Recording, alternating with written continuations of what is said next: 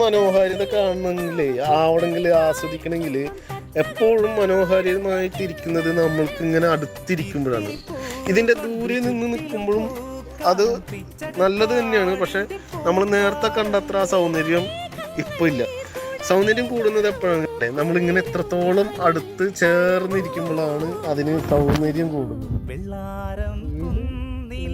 ബന്ധങ്ങളും സൗഹൃദങ്ങളും എല്ലാ കാര്യങ്ങളും നമുക്ക് ചേർന്നിരിക്കുമ്പോഴാണ് ഈ മനോഹാരിതയും ഈ സൗന്ദര്യവും ഉണ്ടാകുന്നത് അല്ലേ? അപ്പം ഇതാണ് നമ്മുടെ സൗന്ദര്യം കൂടാനുള്ള എൻ്റെ ഒരു ടിപ്സ്. എപ്പോഴും ചേർന്നിരിക്കുക. സൗഹൃദത്തിലായാലും ബന്ധങ്ങളിലായാലും ഏത് തരം ബന്ധങ്ങളാണെങ്കിലും ചേർന്നിരിക്കുക എന്നുള്ളതാണ് എൻ്റെ ഇന്നത്തെ ടിപ്സ് കേട്ടോ. ഇത്രയും സൗന്ദര്യം നമുക്ക് ആസ്വദിക്കണമെന്നുണ്ടെങ്കിൽ സൗന്ദര്യത്തിലും ഭംഗിയും മധുരവും ഒക്കെ ഉണ്ടാവുക കൂടെ ചേർന്നിരിക്കുമ്പോൾ തന്നെയാണ്.